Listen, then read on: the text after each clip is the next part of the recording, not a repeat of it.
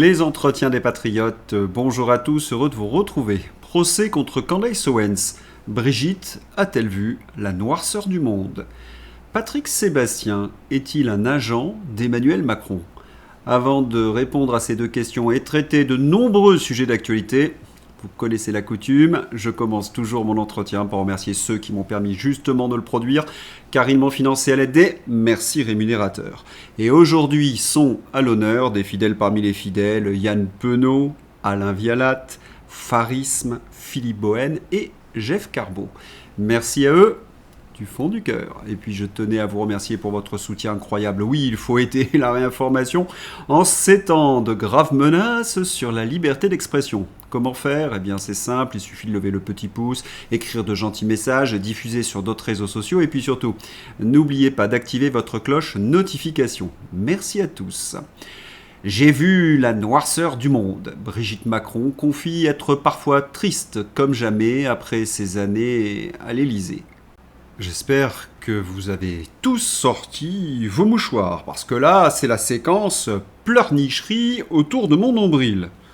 Franchement, s'il y a des Français qui se mettent à plaindre Bribri, je leur conseille de suite d'aller consulter un psychiatre. Oui, manifestement, ils sont atteints de ce qu'on appelle le syndrome de Stockholm, tombé amoureux de son bourreau. Mais attention, un plan com, surtout de la part de Bribri, n'est jamais innocent. Voyons un peu ce que cela cache. Obsèques de Nathalie Baye. Brigitte Macron insultée à son arrivée. Ce vendredi 24 avril 2026, les obsèques de Nathalie Baye à l'église Saint-Sulpice ont été marquées par l'émotion de ses proches et par un accueil très hostile réservé à Bribri, arrivé sous les huées. Le plan com pleurnicherie sur le nombril, c'était pour faire oublier les huées aux obsèques de Nathalie Baye? Non, car ce plan com était prévu depuis fort longtemps. Et il y a un indice, la noirceur du monde. Ça y est, on a compris, c'est le procès contre Candace Owens. Alerte info, nous alerte donc Xavier Poussard. Initialement prévu le 28 avril, la première étape de la procédure engagée par Bribri et Manu contre Candace Owens, l'examen de la requête en nullité, a été reporté au 22 juin 2026. Dans cette affaire, le couple présidentiel semble préparer une sortie en douceur. Dans un entretien à la Tribune dimanche, les Macron admettent n'avoir aucune certitude sur la viabilité de leur action. Attendez là. Si je comprends bien, les Macron ont monopolisé des sommes folles. Certains journalistes affirment à plus de 10 millions de dollars le coût du procès. Pourquoi autant? Il a fallu payer les avocats anglo-saxons qui ne se mouchent pas du coude, les frais de procédure et les barbouzes, vous savez, qui ont enquêté sur Candace Owens. Qui a payé? Oui, qui a réglé la facture? Les Français? Pour l'instant, pas de réponse très précise de l'Élysée. Les journalistes aux ordres affirment que ce sont les Macron parce que c'est une affaire privée. Mais voilà que Dupont-Maserati a affirmé que c'était une affaire d'État. Tiens, comme toujours avec les Macron, ce n'est jamais clair.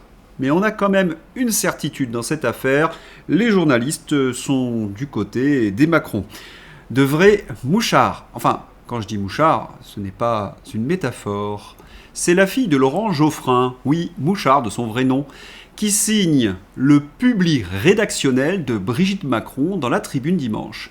De génération en génération, et quel que soit le régime en place, les bien nommés Mouchards incarnent la France du piston et de la collaboration. Cet article est très instructif. Leurs éléments de langage, leur propagande est stupéfiante. Il va falloir, vous l'avez compris, faire de Bribri une victime. Alors, on a eu la semaine dernière Cosette Attal et aujourd'hui Cosette Bribri. Pardon? Vous me dites, c'est de l'inversion accusatoire? Oui, mais dans sa version cosmique. Brigitte Macron a confié être parfois triste comme jamais. Elle ne l'a été avant son arrivée à l'Élysée aux côtés de son époux, évoquant le bilan personnel de ses 9 années dans une interview accordée à la Tribune dimanche.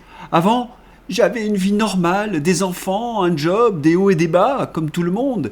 Ici, ces 10 années sont passées si vite. Elles ont été tellement intenses. J'ai vu la noirceur du monde, la bêtise, la méchanceté. Je suis parfois triste comme jamais je ne l'ai été, a déclaré l'épouse d'Emmanuel Macron, qui devra quitter l'Élysée en 2027 après 2 mandats. Cette triste confession, vous l'avez vu, a mis la larme à l'œil à tous les gilets jaunes. D'ailleurs, voyez ces images insoutenables de la vie de Brigitte Macron. Elle fait du shopping comme ça, avec son garde du corps. C'est presque insoutenable. On continue l'article. Brigitte Macron. Il m'est parfois difficile de voir le ciel bleu. J'ai des moments de pessimisme que je n'avais pas avant, a-t-elle confié lors de cette interview à l'Élysée. L'ancienne professeure de français, qui a été harcelée sur Internet, a confié qu'écrire ses pensées l'aidait beaucoup. Nos paysans mercosurisés ont été tellement émus à cette confession qu'ils ont mis genoux à terre. Allez, encore une scène où Bribri lutte contre la mélancolie. Oui, je sais, ces images sont insupportables. Allez, on continue. L'article. En janvier, plusieurs des cyberharceleurs de Bribri, accusés d'avoir diffusé ou relayé insultes et rumeurs liées à son genre et à son écart d'âge avec le président, ont été condamnés à des peines allant jusqu'à 6 mois de prison ferme, la plupart écopant de sursis. La relation entre Manu, 48 ans, et Bribri, 73 ans, rencontrée lorsqu'elle enseignait le théâtre dans son lycée, fait l'objet d'une diffusion massive de fausses informations que le couple s'est finalement décidé à combattre sur le plan judiciaire en France et aux États-Unis. Serais-tu détecté les bobards de ce publi-reportage ? Pardon ? Vous dites ? Il y en a trop ? Un tissu de fake news ? C'est très juste, hein. D'ailleurs, en si peu de lignes, c'est presque un exploit. On va quand même reprendre les 3 plus gros mensonges. Primo, il n'y a pas de cyberharceleurs qui ont été condamnés. Non, pour une raison simple, Bribri n'a pas de compte X. Les tweets incriminés ne lui étaient pas destinés. Ce que le journaliste aux ordres nomme dans sa langue orwellienne cyberharcèlement s'appelle en bon français humour, droit à la caricature et à la liberté d'expression. Ces 3 éléments, dois-je le rappeler, sont garantis normalement par notre Constitution. Secondo, ce fut une véritable parodie de justice. Oui, car les 11 individus qui ont été jugés ont été triés au sort sur plus de 100 millions d'internautes. C'est donc un procès d'exception, contrairement au droit européen. Et on va finir par ça. Brigitte avait expliqué aux enquêteurs, lors d'un dépôt de plainte fin août 2024, que la rumeur la présentant comme une femme machin avait eu un très fort retentissement sur son entourage et sur elle-même. Et là, vous avez mon tertio. Les Français se sont interrogés, normalement, sur leur couple 39-14. Faut-il rappeler qu'un adulte en situation d'autorité dans un établissement scolaire commet un délit lorsqu'il a une relation avec un mineur ? C'est interdit de dire la vérité, d'être factuel, donc.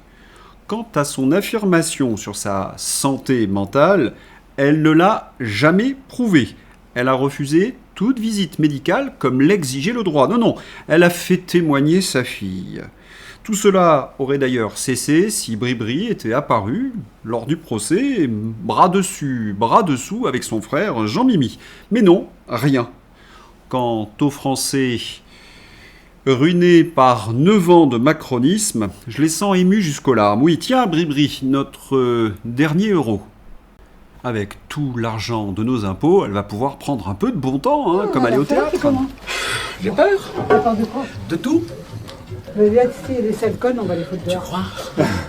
Ou alors, aller aux dernières collections de Stella McCartney.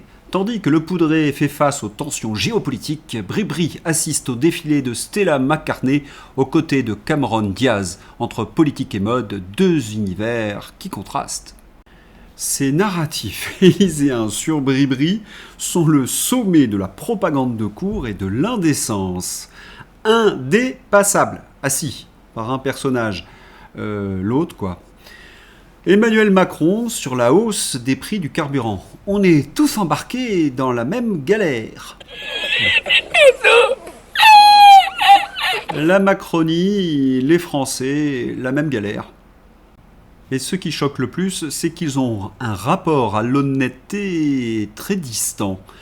La Brigitte casse la tirelire des pièges jaunes. Présidente de la Fondation des hôpitaux, la Trogneux a accordé des aides pour 2 millions d'euros à l'association e-Enfance dirigée par l'une de ses proches, financée par l'opération Piège jaune. Ces versements ne semblent pas bien cadrés avec les règles de la Fondation. C'est le moins que l'on puisse dire, c'est carrément interdit. Et cette association est dirigée par Justine Atlan, l'une de ses bonnes amies, par ailleurs trésorière du think tank macroniste Renaissance numérique. Les Macrons sont incompétents, vulgaires, d'une honnêteté très douteuse. Les conséquences sont donc très logiques pour nous. Puissance économique, et en réalité cela a été tout l'inverse. Enfin, on ne sait même pas si on va pouvoir se relever de cette période-là. L'état des finances publiques est dramatique. À moins de commissions d'enquête parlementaires sur les finances publiques font état non seulement d'une urine, mais presque de maquillage des comptes publics dans certains cas. Enfin, on est vraiment dans une situation qui est extrêmement préoccupante. Et lorsqu'Emmanuel Macron communique, c'est au secours, sur le pétrole par exemple. Carburant, Emmanuel Macron assure que la situation est contrôlée à ce stade, après que le patron de Total Energy a évoqué un risque de pénurie. Tout est à ce stade, de l'art d'anticiper le scénario le plus défavorable en situation de crise. On peut lui faire confiance, l'anticipation, ça, il connaît. Ironie, bien évidemment, car dans le même temps, on apprend, malgré la crise énergétique, la deuxième plus grosse raffinerie de France va être mise à l'arrêt.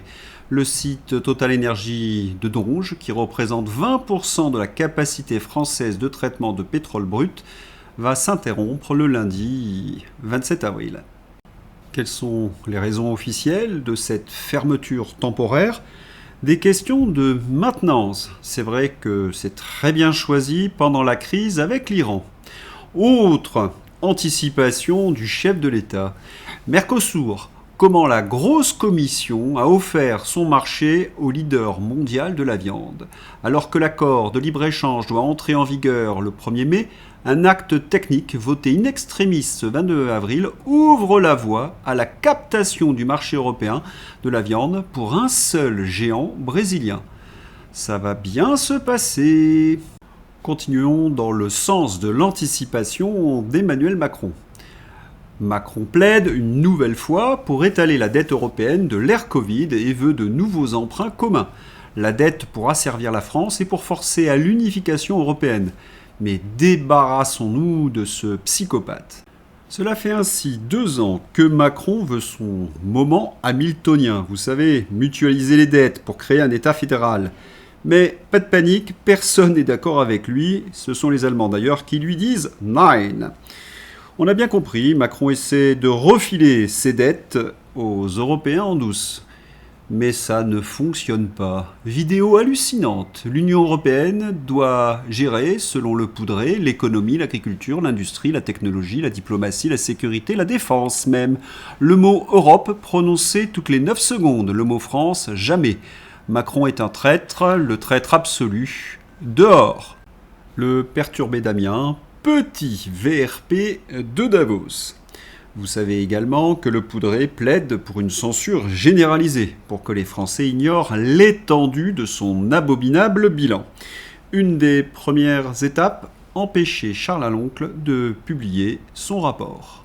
Un rapport de 400 pages, consultable sous surveillance, sans copie, sans téléphone, et qui peut être purement et simplement détruit si le vote est défavorable. Auditions, témoignages, documents effacés. Derrière les révélations sur les dépenses et les conflits d'intérêts, une question brutale émerge. La transparence s'arrête-t-elle là où commence l'embarras politique ? On a eu quelques confirmations avec les affaires Alstom, McKinsey, Benalla ou Olivier Marleix. Quant à la presse aux ordres, elle pousse pour interdire le rapport de Charles Aloncle. Le Huffington Post. Les premières pistes sidérantes du rapport de Charles Aloncle sur France Télévisions. C'est pas le journal qui appartient à Mathieu Pigasse, accusé de se gaver avec l'argent de l'audiovisuel public? Et c'est ainsi dans toute la presse de gauche. L'Aberration. L'Aberration qui fait un article à charge contre Charles Aloncle. Étonnant, non? Avec en bas à droite la pub de l'émission sur le sévice public avec Libération. CQFD. Et même effort de la part des politiques de gauche comme Sophie Taillé-Polian. J'ai demandé que la commission d'enquête sur l'audiovisuel public s'arrête. Coucou, la députée, ne te fatigue pas, tout le monde a compris que la gauche ne veut pas que le rapport sorte, parce qu'il montre que le sévice public engloutit des sommes folles pour en faire sa promotion. Allez, arrête ton blabla. Quelle magnifique leçon de démocratie. Journalistes et politiques, main dans la main pour empêcher la publication d'un rapport accablant pour eux. Et dans cette lutte, comme un pavé dans la mare, Patoche. Eh oui, Patoche, sa dernière chanson, je t'aurais emmené dans les îles pour faire l'amour où il fait chaud, tu aurais pu bronzer tranquille en caressant mes noix de coco, mes jolies noix de coco toutes blanches de plus de 50 ans. Et ce que je viens de vous lire, c'est ce qu'il y a de meilleur goût. Le reste est assez innommable. La réponse de Delphine Ernotte. Delphine Ernotte va porter plainte contre Patoche pour outrage sexiste après la diffusion de sa chanson Paillarde à son encontre. Je vais vous dire mon sentiment. Je suis consterné que certains, sur les réseaux sociaux, défendent Patoche. Que Delphine Ernotte soit notre ennemi politique, c'est une certitude. Mais qui vient de remettre en selle Delphine Ernotte en la transformant en victime d'outrage sexiste? Patoche. Qui vient de donner raison, dans une certaine mesure, à Delphine Ernotte d'avoir viré Patoche? Bah, c'est Patoche encore. Qui vient éclipser par ce scandale le travail formidable de Charles Aloncle sur Delphine Ernotte, justement? Patoche. Et qui donne des munitions à Delphine Ernotte, à toute la gauche, à tous les socialistes pour interdire ce rapport? Patoche.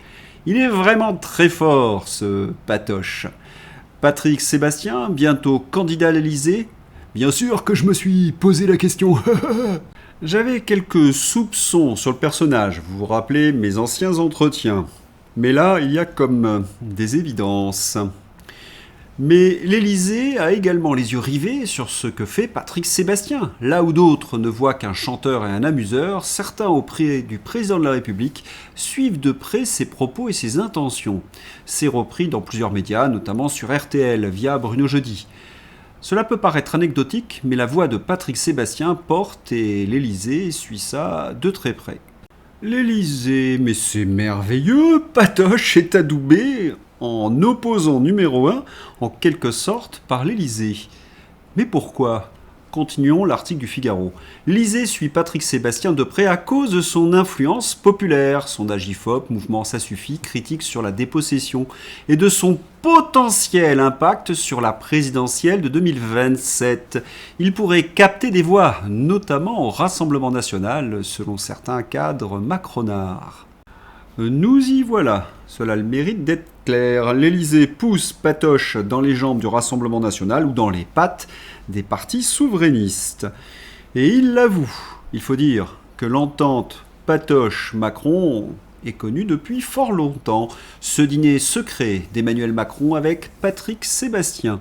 Ils avaient dîné à l'hôtel Spa le Saint-Cric à Martel où l'animateur possède une demeure. L'Élysée n'hésitait pas à confirmer le dîner avec Patoche. C'est la vie publique. A en substance expliqué Le Parisien 2021.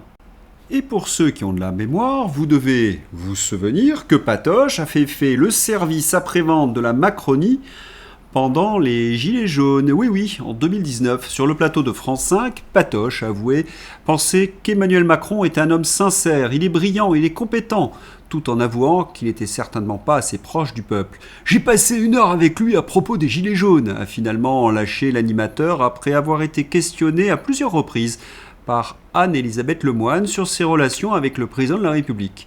Patoche reçoit bien les SMS du Poudré. « Je pense qu'Emmanuel, il envoie des SMS à des gens comme moi, et il a raison !» a expliqué Patoche, qui tente de l'aider à prendre conscience de la détresse des Français. « Les gens en colère, c'est dangereux. Les gens désespérés, c'est très dangereux. Je pense qu'on calme le jeu. a conclu celui qui a toujours été proche des présidents français.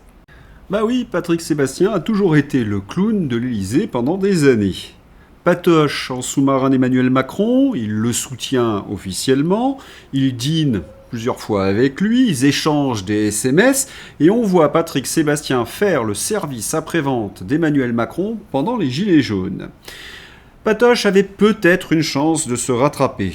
Vous vous rappelez ? Patoche allait balancer sec lors de la commission sur l'audiovisuel public. Il allait témoigner. On allait voir ce qu'on allait voir. Le service public appartient à ceux qui paient, des gens de toutes conditions, de toute idéologie. Il faut faire cette télé pour tous. Waouh, quel scoop! C'est d'une violence! Là, on a vraiment appris des choses. J'aime bien les commentaires en dessous de cette vidéo. Il nous a bien déçus, le Patoche. Il avait plein de choses à dire. Je ne l'ai pas trouvé très virulent. Je n'avais pas entendu d'intervention aussi profonde depuis Kevin Bossuet le week-end dernier sur CNews. Voilà, il ne faudrait pas qu'on apprenne que la chanson sur Delphine Ernotte est servie de prétexte pour enterrer le rapport de Charles Aloncle sur le sévice public. Patoche va-t-il continuer à faire tourner les serviettes à l'Élysée ? Un dernier mot sur cette déplorable affaire. Hillary Clinton, vous vous rappelez comment elle avait qualifié les électeurs MAGA ? Oui, de déplorables. Vous voyez où je veux en venir ? Patoche en service commandé ? À chaque fois que je couvre un mouvement populaire contre le système, gilets jaunes, camionneurs au Canada, manif contre le Covid, etc., je vois apparaître ces qualificatifs à la télévision pour nous discréditer. Et souvent, pour permettre ce genre de discours, il y a un animateur à la manœuvre. J'en dis pas plus. États-Unis, l'attentat qui fait du bruit. Autre image de l'évacuation du dîner des correspondants de la Maison-Blanche suite à des coups de feu. Véritable tentative d'attentat ou opération destinée à essayer de faire remonter le Donald dans les sondages. Petite précaution oratoire. À l'heure où je tourne, je n'ai aucune certitude, parce que les informations qui nous sont livrées par la presse ne sont pas très claires. Mais les médias américains, il n'y a pas que les réseaux sociaux, se posent la question. 3 attentats contre Donald Trump et 3 échecs. Même sur la télévision française. Tir au dîner avec Donald Trump, dérapage sur BFM TV quand un spécialiste explique que l'attaque pourrait avoir été organisée par le président pour le servir politiquement et pour sa communication. En même temps, les États-Unis sont une société où les armes sont en libre accès, et c'est une société très clivée entre démocrates et républicains, une société très violente. Le profil du tueur. Cole Thomas Allen, 31 ans, ingénieur, casier judiciaire vierge. Vous vous doutez bien que les théories vont bon train, que ça soit d'ailleurs dans la presse aux ordres ou sur les réseaux sociaux. Mais on a un film de Cole Thomas Allen. Il était interviewé par ABC en 2017. Il montrait sa capacité à mettre des freins sur des fauteuils roulants.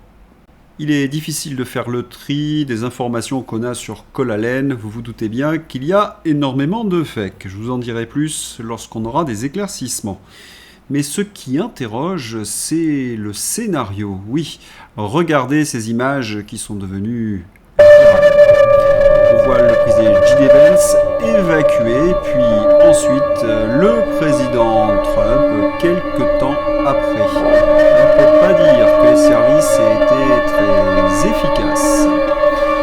Et regardez ces personnes, elles sourient tout en coin. Ce ne sont pas des sourires en coin de « je viens de survivre à une fusillade de masse ». Non, ces sourires en coin racontent une toute autre histoire. En même temps, on apprend aux politiques à sourire dans toutes circonstances. D'autres images ont fait le buzz. Les journalistes qui piquent des bouteilles de vin sur les tables alors qu'il y a eu une fusillade. Des journalistes ont été aperçus donc en train de voler des bouteilles de vin au cours de l'évacuation de la salle du dîner des correspondants de la Maison-Blanche. Toujours la grande classe, en toutes circonstances, certains journalistes. Après, ils vont nous faire des prêches sur le civisme et des leçons de morale sur nos valeurs. Que voulez-vous ? Tout cela est très étonnant. Qu'en pense Joe Kent, ancien responsable du contre-espionnage aux États-Unis? Il y a désormais eu 3 tentatives d'assassinat contre le président Trump et de multiples violations de son périmètre de sécurité. Comment et pourquoi cela continue-t-il d'arriver? Balayer cela comme une simple incompétence ne peut expliquer qu'une partie des choses. Le but de tout système est ce qu'il fait. Nous devons nous demander quel est le but de ce système.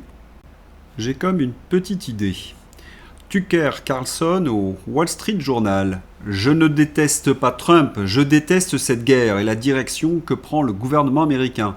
Je me sens trahi. C'est parfaitement dit. Et tous espèrent que Donald Trump retrouve ses esprits et qu'il tienne enfin ses promesses, celles qu'il a formulées pendant la campagne de 2024. Et pendant ce temps-là, le conflit s'enlise en quelque sorte. Le détroit d'Ormuz est toujours bloqué.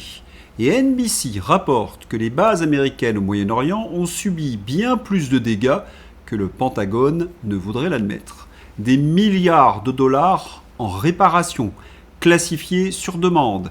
Le Pentagone a demandé aux satellites commerciaux de détourner le regard. Quelqu'un avec un abonnement l'a remarqué quand même. Et les milieux économiques se succèdent auprès du président pour tirer la sonnette d'alarme. Oui, car le pétrole s'échange à 107 $ le baril de Brent, dernier cours en bourse, mais en réalité, le pétrole physique, celui que vous avez sur les pétroliers qui déchargent, c'est 130 à 140 $ le baril. Il y a le coût du transport et des assurances qu'il faut ajouter. C'est littéralement intenable. Bloomberg. Le choc pétrolier du détroit d'Ormuz n'a pas encore fait chuter la demande, alors que le monde riche puise dans ses réserves et paie le prix fort pour sécuriser l'approvisionnement. Les traders sonnent désormais l'alarme. Un ajustement brutal se profile. Oui, il faut arrêter cela le plus rapidement possible. C'est ce qu'on avait annoncé dans ces entretiens. Les réserves des pays occidentaux n'excèdent pas 2 mois. Ça y est, on y arrive. Il faut absolument se dépêcher de signer un accord, sinon c'est vraiment la catastrophe. L'Iran propose un accord aux États-Unis pour rouvrir le détroit, mais reporter les négociations sur le nucléaire. Axios. Demain, le prochain épisode. Ne ratez pas le bulletin 287 de Xavier. Il est dans ma description. Nicolas paie les 90 milliards d'euros d'aide à l'Ukraine. Dans ma description, bien entendu, Xavier pense que Trump, qui est complètement dépassé, a plus ou moins confié à Vladimir Poutine la négociation. Et on apprend dans le même temps, guerre au Moyen-Orient, le chef de la diplomatie iranienne est arrivé en Russie pour rencontrer le président russe Vladimir Poutine. Oui, le chef de la diplomatie iranienne est arrivé à Saint-Pétersbourg, où il doit s'entretenir avec Vladimir Poutine. Nouvelle étape d'un périple diplomatique concernant la guerre au Moyen-Orient, après un rendez-vous manqué avec les États-Unis à Islamabad. Et on a appris dans le même temps que Donald Trump avait invité le président russe Vladimir Poutine au G20 en décembre. Guerre au Moyen-Orient, nous n'avons plus de marge de manœuvre budgétaire, avertit Pierre Moscovici. Et sur la guerre en Ukraine, bon résumé de la folie ambiante, nous dit François Asselineau.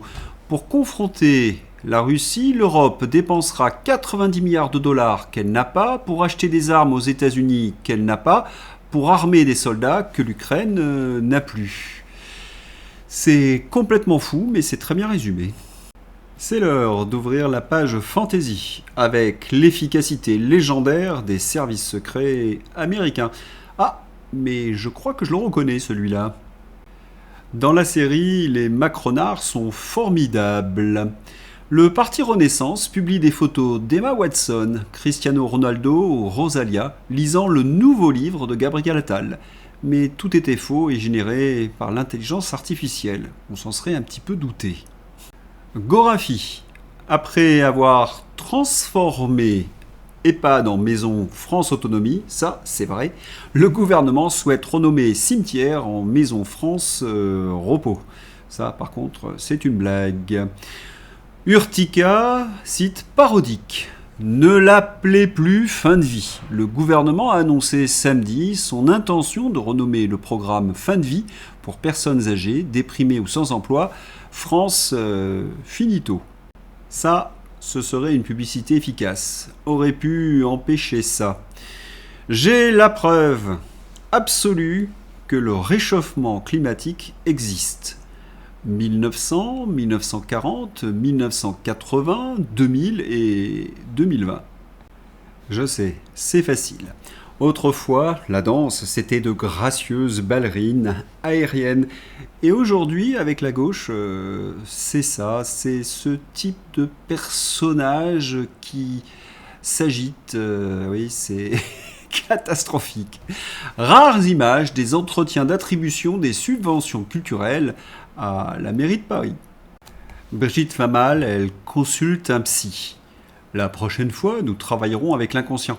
Je crains que mon mari ne puisse pas venir. Bien joué. Véhicule hybride, 30% de gasoil et 70% de taxes. C'est l'heure de la rubrique Patriote. De Villiers 2027. Monsieur Philippe de Villiers, avec tout le respect que l'on vous doit, il serait temps de parler de l'élection présidentielle de 2027. Soit vous y allez, soit vous engagez des discussions avec les souverainistes Philippe Murer, Florian Philippot, Nicolas Dupont-Aignan, Frédéric Poisson. On ne peut rien attendre du RN, des LR et des Reconquêtes et des autres. Ce sont, selon moi, des acteurs qui contribuent au déclin de la France en étant pro-Union européenne. Soit vous y allez, soit la France continuera de saigner, et nous avec toute mon affection. Superbe bande-annonce des deux films La bataille de Gaulle, L'âge de fer et La bataille de Gaulle. J'écris ton nom qui sortent les 3 juin et 3 juillet prochains. Le gaullisme est la dernière épopée de l'histoire de France et ce film, enfin, semble en être à la hauteur. Voilà, c'est tout pour aujourd'hui. Je vous souhaite une excellente journée. À bientôt, au revoir.